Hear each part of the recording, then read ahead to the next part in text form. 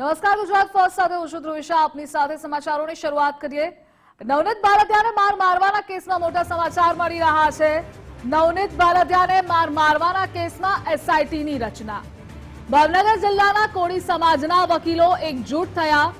કોળી સમાજના વકીલોએ 6 સભ્યોની લીગલ ટીમની રચના કરી।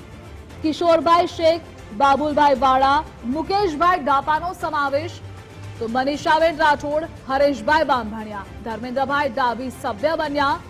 કોળી સમાજના મંત્રીઓ, સાંસદો, ધારાસભ્યો મુખ્યમંત્રીને મળ્યા। મુખ્યમંત્રી અને સરકાર દ્વારા સકારાત્મક પગલું લઈ એસઆઈટીની રચના કરાઈ। તો લીગલ ટીમને જરૂર લાગશે તો એસઆઈટીને મળીને રજૂઆત કરાશે। કોળી સમાજના તમામ વકીલોએ નવનીતભાઈની મુલાકાત લીધી।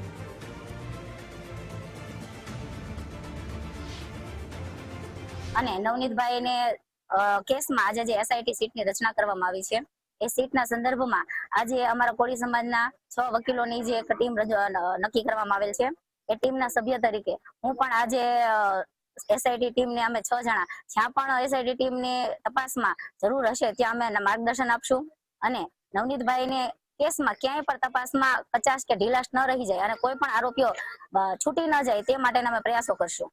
એસઆઈટી ની જે રચના થઈ છે એમાં પણ અમને કઈ એવું લાગશે કે આ મુદ્દાઓ છે એની ઉપર હજી તપાસ જરૂરી છે તો અમે 100% એને અમે વાત કરવાના છીએ, અમને મળવાના છીએ।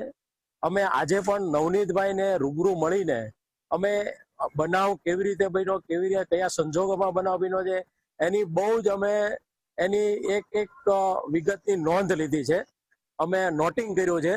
એટલે અમને હવે સીટ પાસેથી જે કઈ તપાસ થાય ને એમાં પણ અમને કઈ લાગે કે હજી સીસીટીવી કેમેરા છે, વિડીયો કોલ રેકોર્ડિંગ છે, સાયોગિક પુરાવા છે, સીસીટીવી કેમેરા છે, પંચનામા છે, ડિસ્કવરી પંચનામા છે, આરોપીઓનું જે કઈ છે એમાં જે કઈ અમને લાગશે તો અમે વધારાની તપાસ પણ એની પાસે અમે માંગણી કરશું।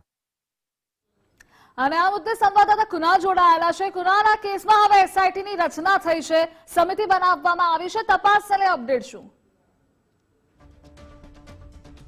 બિલકુલ ધ્રુવિશા, જો વાત કરીએ તો જે પ્રમાણે ગઈકાલે તે કોળી સમાજના કદાવર નેતાઓ છે તે મુખ્યમંત્રીને મળ્યા હતા, ત્યારબાદ ચોક્કસથી કહી શકાય કે જે સીટની છે તે રચના થઈ હતી તેમાં કહી શકાય કે અમરેલી અને બોટાદના જે અધિકારીઓ છે તે અધિકારીઓ હવે આ કેસની જે છે સમગ્ર કેસ છે તેની તપાસ કરશે, પરંતુ તે બધાની વચ્ચે હવે ફરી એક વખત કહી શકાય કે કોળી સમાજના જે લીગલ સેલ છે એટલે કે જે એડવોકેટ મંડળો છે કોળી સમાજનું તે હવે ખુલીને સામે આવ્યું છે ને તેનું કહેવું છે કે જે પ્રમાણે 5 લોકોની લીગલ ટીમ છે તે લીગલ ટીમ બનાવવામાં આવી છે।